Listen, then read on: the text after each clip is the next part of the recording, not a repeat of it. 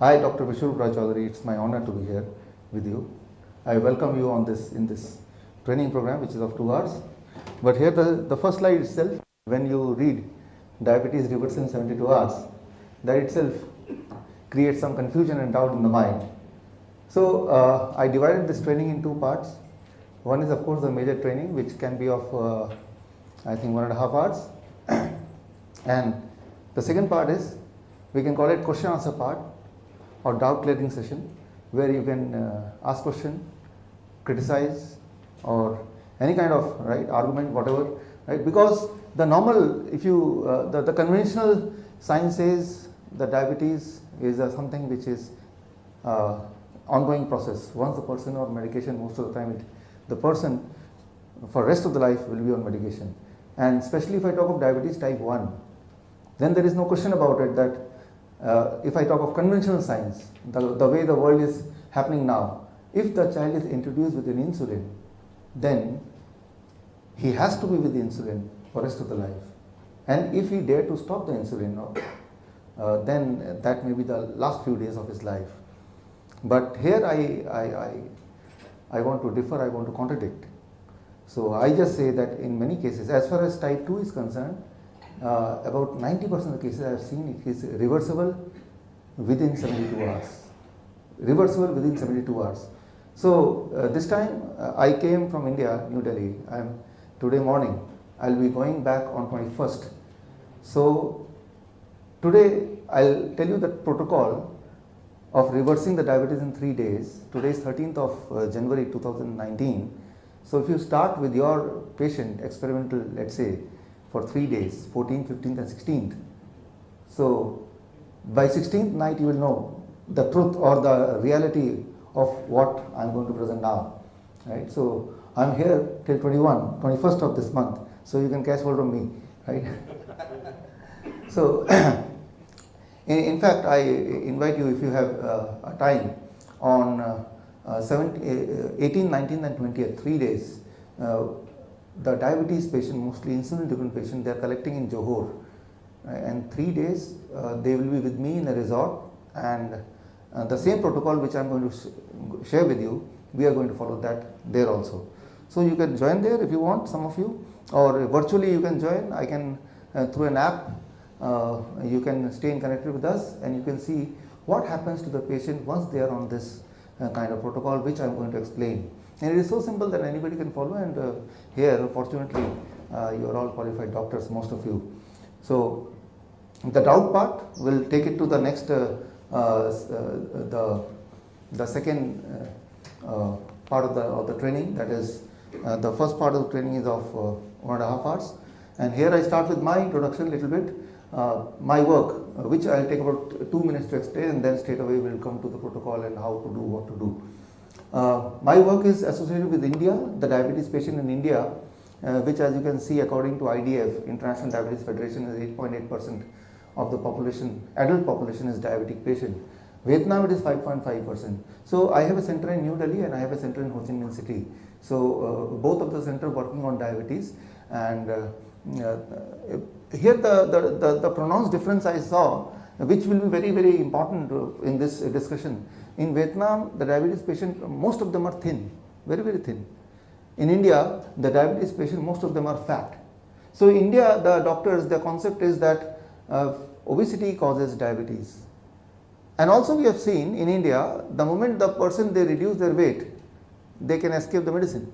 So this means there is some reality, truth, that obesity is the cause of the diabetes. But in Vietnam, in contradiction, all the diabetes patients, most of the diabetes patient, my patient, they are all already very thin. Right? So if I compare my body weight, they are thinner than me. So they don't have any scope of further reducing their weight. So that means diabetes is beyond obesity, beyond adding weight. Obesity can be one cause, depending on which country I am talking about, but it cannot be the only cause. So that I learned from when I compared two kind of diabetes patients. Right till now I have seen about 20,000 patients, diabetes patients, in last 10 years. In India, the high diabetes type 1 patient, very high diabetes type 1 patient. In Vietnam, very low diabetes type 1 patient. Right? So in India, it is about in 1 in 20. If I see 20 patients, one patient with diabetes type 1, as young or as old as about 1 year, 2 years old. One patient I saw about 2 months only. Right? So this means whenever she want to eat something or feeding, it should be through insulin. Insulin has to be adjusted accordingly, and that is very, very difficult for small children, as you know. So this is the two different population, and this is what. And now we are sitting here in Malaysia, and the data here is little bit more disturbing. That is 16.9. That is 3 times of Vietnam and double of India. That is the prevalence in Malaysia. And one more interesting thing I saw in Malaysia while in last 1 year with my Malaysian diabetes patient belonging to your country, that there are both kind of diabetes patient I saw, fat diabetes patient and thin diabetes patient. So Malaysia is a mixture and addition of Vietnam and India. So that is quite interesting. So my knowledge and my understanding about diabetes as far as Vietnam is concerned, as far as India is concerned, both I am able to use when it. I am fortunate that first I tried on Vietnam and India, now I am going to Malaysia. Otherwise it would have been confusing and difficult. So what we have done in last 5 years and why we have done, we call ourselves Indo-Vietnam Medical Board, alternate protocol to manage, reverse and even cure diabetes. Managing diabetes, understandable. Reversing diabetes, still understandable. But when I say curing diabetes means whatever you may eat, still the blood sugar do not fluctuate too high or too low, right? But if you see the conventional science, the kind of prevailing science, so if as far as India is concerned, if you say that I can cure diabetes, saying this sentence itself is a criminal offense, right? One can be put in behind bar. So what I mean to say here is that the mainstream science is still not accepting that diabetes can be cured. It can be reversed, right? And reversal and cure is two different things. But what I say from my own understanding and with my patient, it can be cured. This means after certain time maybe as much as 1 month to 3 months, even if he do not follow the protocol or the lifestyle principles which we ask the patient to follow, even then his blood sugar remains same stable as with non-diabetic patient. So that kind of example we have many of them in Malaysia, some of them who are sitting right here, I will introduce at the end. So this is the Indo-Vietnam Medical Board and our content, our research I am going to share with you. So why we have set Indo-Vietnam Medical Board, why we want an alternate protocol to manage, control, reverse and cure diabetes, even if we know there is already a protocol to manage diabetes, that is a conventional or the mainstream protocol. Any patient with a high blood sugar, if comes to you, you know what medicine to give, what is the dosage, according to the age, according to the history, that is already set. So when there is already standardized treatment present, why there is a need for alternate treatment? To answer this question, I will take about 2 to 3 minutes, and that is very, very significant that you all are practicing world standardized treatment protocol for last several years. So why there is a need to change from that treatment protocol and give a chance to something new and better, right? So why? Because the answer is here. Journey of this drug rose in 1999. It was a bestseller drug, not among only the drugs, but among all kind of drugs, it is one of the best selling drug at that time. But as soon as the drug was launched, Dr. John Booth, who was the head of American Diabetes Association at that time, he reported that it has increased the heart problem among the patients who take this drug. Now we know very clearly that diabetes itself is not a disease. It just means high level of sugar in the blood. But if somebody is having high level of sugar in the blood for a long time, so he will have heart disease, he will have kidney failure, he will have eye problem. So high blood sugar is not good. So the high blood sugar causes heart disease, so you want to keep it low. But to keep it low, the kind of drug we are taking, it is also causing heart disease. So it is defeating the very purpose of taking the medicine or lowering the blood sugar. Lowering the blood sugar, because we are not interested to lower the blood sugar, we are interested to avoid the adverse effect of high blood sugar.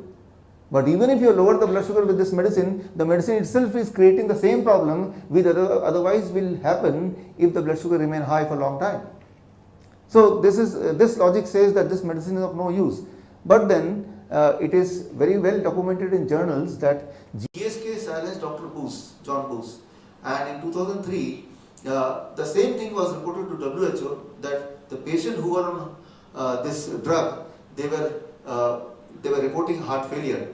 So the investigation happened, and in 2010, as you know, rosiglitazone was banned, and in 2012 the biggest fraud settlement, that is about $3 billion, GSK had to pay to settle this kind. It is a kind of fraud. It is totally a fraud, because they knew from the very beginning, before the launch, that it causes heart problem, but later on it was established they were hiding the data. So that is a clear-cut fraud, and as a result they had to as a fine, it was $3 billion. But is it only one drug? Is it only one exception? That is not true. It is about all the drugs we know about diabetes, which still we are giving. One example is another diabetes drug launched at the same time, 1999, that is pioglitazone, and it was also seen it causes bladder cancer and other side effects, which was more pronounced than the expected benefit from the drug. As a result, it was banned in many countries, France, Germany, etc. In India, you see here, 18 June 2013 it was banned, but you see 31st July 2013 the ban was lifted. So the pharmaceutical company took about 40 days or so to influence the government, to force the government to take it back. So that is here, we thought that there is a need for an alternate protocol. We cannot depend on the chemical or the drugs anymore. So even today, this drug is consumed in India by about more than 3 million diabetes patients still taking this medicine. So, and it is not about only two drugs. If I talk of more popular and longer history, that is only one of the medicine, the longest history, or which is called the safest one, metformin, as you know. So, but if you see the history of metformin, even that was banned by FDA in 1977. It is causing 300, I'm not saying 30 or 3%, 300% more death due to metformin and the similar kind of chemical, phenoformin. It is still banned. So now the shocking thing, the shocking truth is, to conclude the whole story, that it is found half of all the clinical trial never published. And this sentence do not belong to only diabetes medication, all kind of drugs which comes in the market. 50% of the drugs, 50% of the clinical trials are never published. So British Medical Journal in 2015, they started one kind of campaign to expose those hidden trials, so that the doctors are kept in the dark. So what happens, I'll give you one small example how it happens. Let's say I say that I'm going to launch a coin. Whenever you toss, it will give you head. Right? FDA will say first prove it. So I do 100 times, 50 times, obviously it will give you tail. That 50 trial I'll hide. Only 50 trial plus 10 more trial, negative trial I'll mix and show through FDA, and they will see very carefully all those 60 trials and say 90% time it is giving the result, so benefit is more than the harm, let's launch it.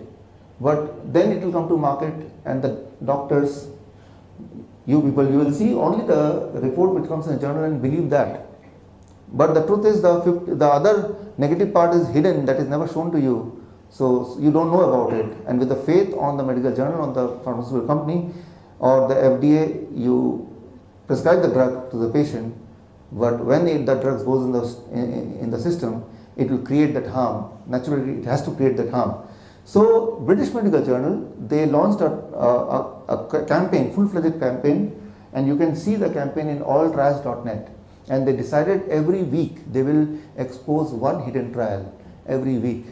So here we can include the drugs which, as a practitioner, you prescribe to the patient, how it will work, whether it will work in the same way as we are expecting. So that is a question mark and a big question if you see this alltrials.net.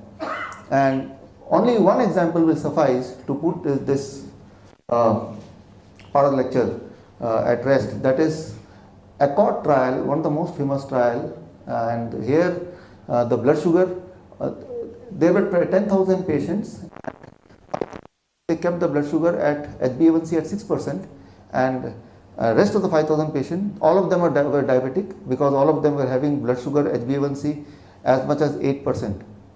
So 50% of the patient, they did not disturb their blood sugar, let it be 8%, but 50% of the patient, they reduced it through drugs and make it to what we call as a good blood sugar level, 6% or less.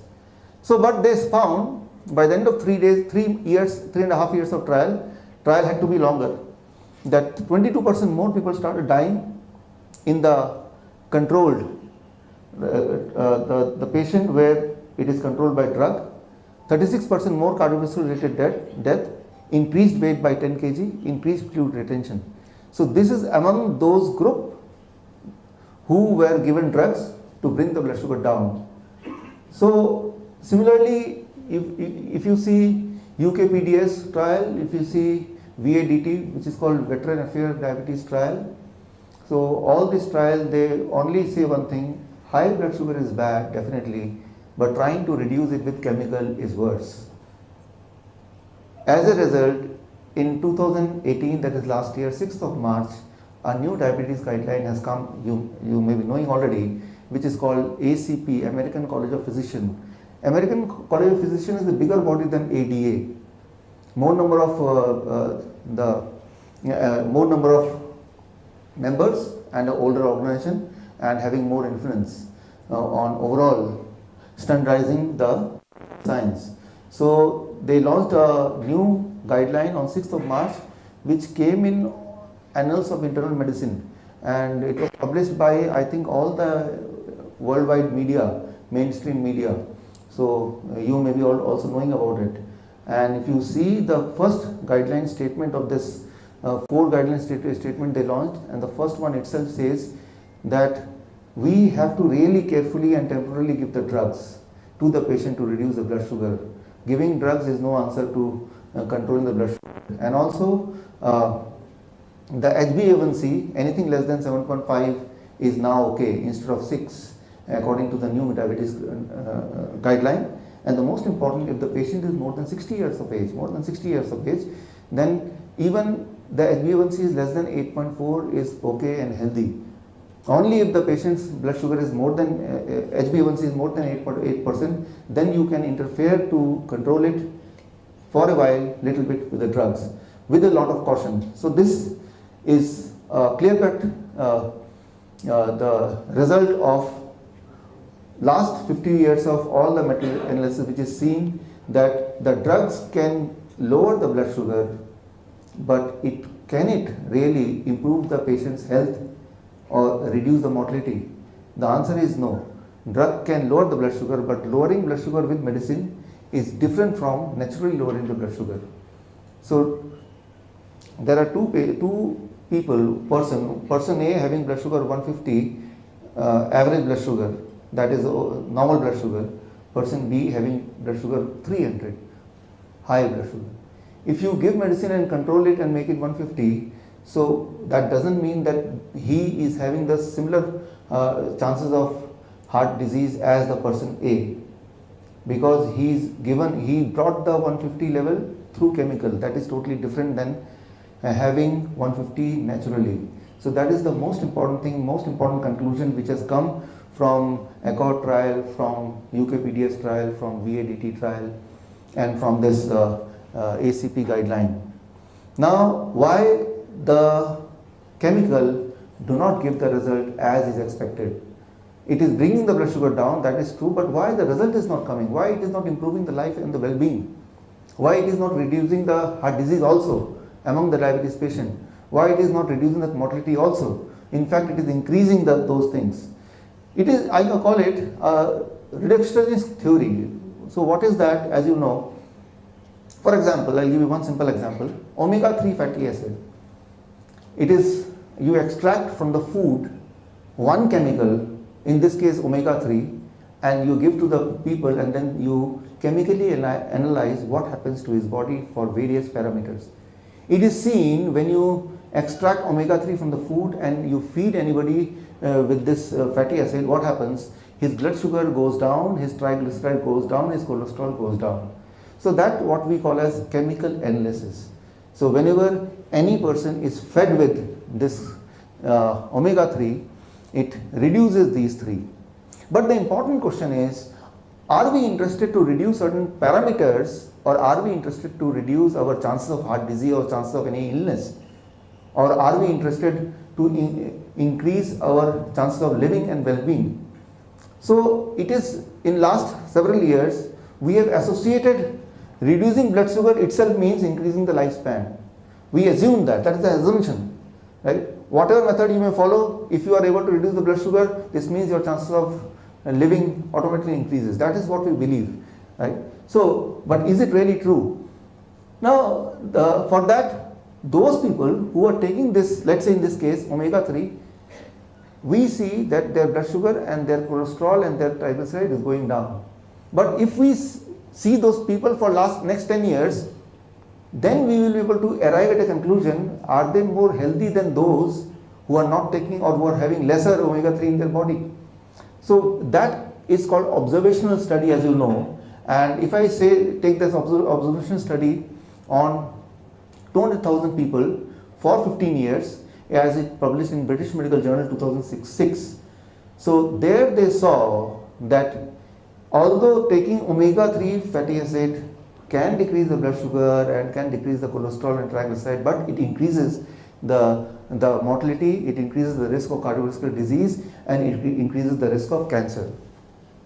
So the short-term study and the chemical analysis can give you an illusion the person is improving chemically, but what is more important is when you observe that person, that patient for long years, now you can have a bigger and better look about the whole thing, holistic, right? So we all have heard in the story of an elephant and 7 blind men. You heard the story? Yes. Yeah. So the same thing happened, that when we focus only on one parameter, then we cannot conclude the whole thing. It's only when we have a bigger look, longer look, then we get to know the whole approach. So now here, why it is happening and how it is happening, we look back. So it all started in one of the very important research paper. Science, as you know, is one of the very well reputed and respected journal, and it was published in 1922. What all started this reductionist theory, how it started? It started from one research paper, and this is the one, 1922. And this research paper says, vitamin E discovered in green leafy vegetable are with a major health benefit. So vitamin E, if one can take from vegetables, it can improve the overall health. That is one article which came in 1922. And further, there were similar more articles which again and again confirmed that more vitamin vitamin E in your body, stronger you are, healthier you are. For example, one interesting, New England Journal of Medicine, 1993. So it is seen that people who are having more vitamin E in their blood, they were found to have lesser heart disease. Reverse, more vitamin E, less heart disease. So now, as a business point of view, as a functional point of view, I can conclude that yes, this research says that if I can put more vitamin E in my blood, automatically my heart disease chances will reduce and my heart will become stronger. So what I will do, I will take out the vitamin E, put it in a tablet, and I will ask the person to consume. Obviously his vitamin E level in the blood will increase, and then I will connect it with this journal's report. I have increased your vitamin E level content in the blood, and that itself means your chances of heart disease will reduce, as we seen in the research paper. But what we missed here is, we did not follow that person for 10 years or 5 years to see that when he continuously taking vitamin E through the tablet form for long period, now is it the same thing happening as was expected? That follow-up is not done. Only short-term result is seen, that taking vitamin E in capsule form, and of course the level of vitamin E in the blood is increased, the chemical analysis shows, and now assumed that according to this journal, his chance of heart disease should reduce. But is it really happening? Right? That trial, I tried to collect those trials. Journal of American Medical Association 2008. They followed the people, those who were taking vitamin E in capsule form, in comparison to those people who are not taking for long period, as long as 10 years. And they concluded, Journal of American Medical Association, vitamin E supplements leads to increased heart disease. Try to see, the same nutrient, when you take it in the form of food, it helps you to reduce the heart disease, but same nutrient, when you take it out and take it in the form of a tablet, it increases the chance of heart disease. The same nutrient played two contrasting way depending on how you're consuming it. So, and there are more example like this. Another report, vitamin E supplement leads to higher cancer episodes. Means if by supplement you are taking vitamin E in the body, it causes heart disease, it causes cancer. And Lancet, all the meta-analysis of all the randomized controlled trial, they also concluded the same thing, the vitamin supplement in prevention of cardiovascular disease, very important. But you see, the most of the trial, it came in this last 15-20 years only. Before that, it was believed that automatically any tablet goes in the body and chemical analysis shows the content of that nutrient has increased, so it is assumed that his health is also increased. But when the observational study happened, because it takes long time, as long as 10 years, 20 years, now the assumption was proven to be wrong. So, now in context of diabetes, the same thing, the vitamin E, when you take it in supplement form, it increases the chance of diabetes. When you take it in a natural form, it decreases the chance of diabetes.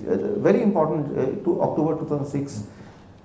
So it is not just for vitamin E I am talking about, it is not just about omega-3 fatty acid, I am talking of in general all kind of nutrient. When you extract it and then try to consume it, if you consume it for a small period of time, it may be of some benefit, but when you take it as a long-term trial, then it is certainly harmful, and that is proven again and again. So the same thing is applicable for beta carotene. There are many trials, European Journal of Cancer Prevention. But I conclude this part also with only one last slide, that is Cochrane. It should be Cochrane database. Cochrane database, as you understand Cochrane, they collect all the randomized control trial from all over the world, and they make the final meta-analysis and they present the meta-analysis, and that is of high worth, high value, because Cochrane is known to be not influenced by a pharmaceutical company. They do not accept any donation from pharmaceutical company. They are run by the funding from the various government. So in Malaysia, the Cochrane Center is there in Penang Medical College, you may be knowing, in Penang. Right? So they concluded that food supplement for the prevention of mortality in healthy participants and patients with various diseases. So if you see this article, you will know the fact that when a chemical is extracted and consumed, and when we keep on consuming that chemical for a long time, it causes the same disease as it was expected to prevent. Right? Suppose we are taking the medicine assuming it will prevent heart disease. So actually what it is doing, it will make you more sick, it will make your heart weaker. So that is what you will read when you read this complete journal. Now, what is the logic behind it? Why the nutrient behave in opposite manner or unexpected manner when the nutrient is taken out and consumed? After all, nutrient is nutrient. Inside the food also it is the same nutrient and also the same nutrient. Why behavior is totally opposite in comparison to when it is inside the nutrient? This is something very important, and I'll give you one example to prove it, make it understandable.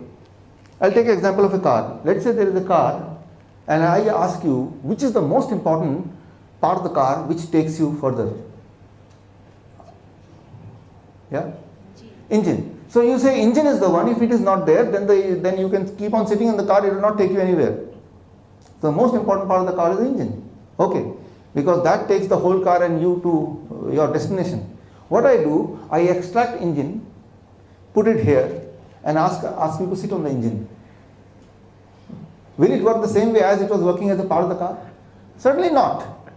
Definitely engine is the most important, and it is responsible for taking the car further, but only when it is having those peripheral other organs also. The same thing applies in the food also. Let's say an apple, it is consisting of 50 nutrients, right, and various nutrients in certain proportion. So these nutrients are responsible for keeping your health better in certain way. But suppose I take one of the very important nutrient, potassium, say, to control the blood pressure and to improve the heart condition, extract it and then I take it, and still I assume that it will do the same function. It may not. as example of the engine or any other part of the car. So extracting that and then taking it long term and getting the same benefit, that may not happen. Now here, one more important thing, as you can see, for 100 gram of apple, the potassium is only 109.7 mg in a standard apple. But this is what is called theoretical science. In reality, you do this, which we have done, that I take 2 apples from the same batch, from the same tree, right? And both of them I go for a chemical analysis. So what I will find, what you can find in reality,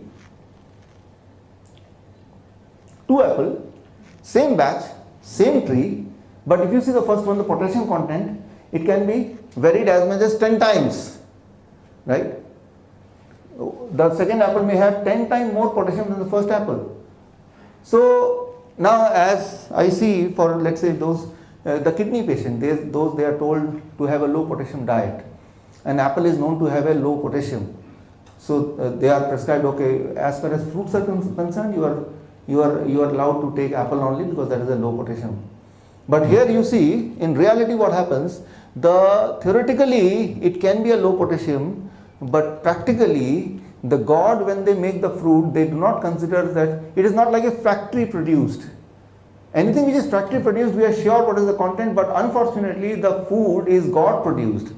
And God is not producing the food as we are expecting. It can be random.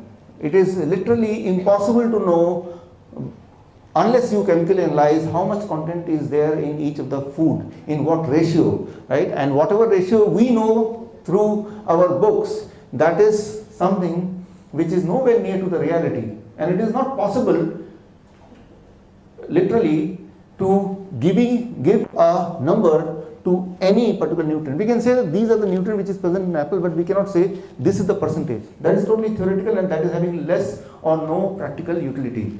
So now that is one point of thing. Now let's say, here again if I come back to this, there are 2 apples. I say this is the one apple, it is having this content, potassium very low, 53, and the other apple having potassium very high, 1070. Now the kidney patient comes to me. I am very careful doctor, so before I give the patient a food, I chemically analyze and see that what is the content and what is needed. I saw this having very low potassium. Let me give this to the patient instead of giving this. Now, very important thing, one is the variability of the content of various nutrients, that is too extensive, that is incomprehensible. And even if I try to comprehend it, even if I try to calculate it perfectly, now the second problem is, once you eat, how much the body will digest and how much the body will throw, that is something which you cannot calculate, you cannot predict. For example, let's say a kidney patient, he does not need potassium, and you give the apple which is having 1000 mg of potassium. So what the stomach will do? There is a possibility it may throw 100% of the potassium out.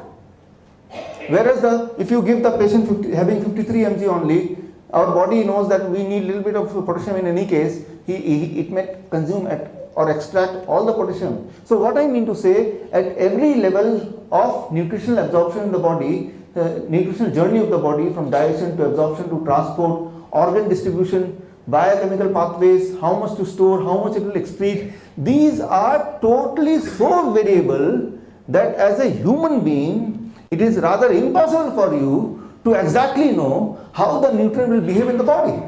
It is not our job. It is job of our brain or let the God. Only thing is, we can give a good food and let the body knows how much nutrient it needs in which organ and let it do the job. And the kind of assumption which we have in our literature, those are very theoretical and it cannot relate with the reality. So here till now we have concluded that putting chemical in the body can control one parameter, say blood pressure. But idea to control blood pressure is not just to control the blood pressure only, to prevent brain stroke, to prevent heart attack, to prevent further damage to heart or any other organ. So that is what is the idea. But by controlling the blood pressure through medication, are we achieving the secondary, the most important purpose also? So because our purpose is not to achieve any number, surely, our purpose because we understand that by achieving that number we may achieve better health. But is it really happening? All the evidence says, as far as diabetes is concerned at least, that it is not happening. Chemically, if we reduce the blood sugar, that we may not get the same result as we are expecting. One question which keeps on coming to my mind, that if there are so much of literature I've shown you, and those are all from the respected journal only, Lancet, British Medical Journal, New England Journal of Medicine, Science, Nature, the topmost journal, top 10 journals, right, and well-published journals. So it is clearly established that the basis of modern medicine is chemically extract and feed and chemically analyze. This doesn't work in the body as it is expected. And if it is so, why this modern medicine the way it is, why it is there in the world? Why the people do not know the truth? Why the protocol is not changing? I asked this question. I got an opportunity to meet the editor-in-chief of British Medical Journal, Richard Smith. He was editor-in-chief for 25 years for the whole group, British Medical Journal group. So in 2016, he came to India. There is a big university in India called Mysore University, and it was the 100th year of Mysore University. So he was invited there. I was invited there to present a paper on diabetes, and I got an opportunity to meet him. I asked the question. I thought that he is the best person to answer this question. That the truth is there. It is there in the journals, in your journal also. But why the truth is not being implemented in hospitals, among doctors? Why it is not practiced? Why still the medication is given? His answer, I have put in words. Medical journals enjoys huge profit margins on reprints by industry, sometimes 80%. His answer was, the medical journal which publish those news which can help the pharmaceutical company to sell their medicine, those issues are being reprinted because they are bought again and again and again by the industry themselves, and the journal get a huge profit margin from them. So even journals are more encouraged towards publishing those news which can be bought. If the journal publish a news or a report that Apple can cure diabetes, so do you think anybody from the pocket will buy thousands of journals and distribute to the hospitals and doctors? Nobody is going to do it, right? So nobody is going to sponsor such kind of report. It will get limited to the journals only, and few people who habitually read the journal, or the people who are the part of the research. But it will not come in limelight. It will not come in the mainstream media. But the news which favors the pharmaceutical company or any chemical extract, that comes in the mass media. Why? Because the media also needs money to print and publish and circulate any news. So this is one answer which is given directly from Richard Smith, experience of 25 years in this with the medical journal, one of the biggest medical journal, BMJ.